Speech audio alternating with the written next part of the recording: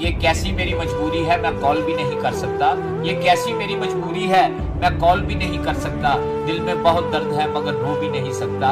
अरे आज जिंदा है कल गुजर जाएंगे, अरे आज जिंदा है कल गुजर जाएंगे। अभी तो मिले हैं कल फिर बिछड़ जाएंगे। और नाराज क्यों होते हो हमारी छोटी छोटी बातों पर, नाराज क्यों होते हो हमारी छोटी छोटी बातों पर।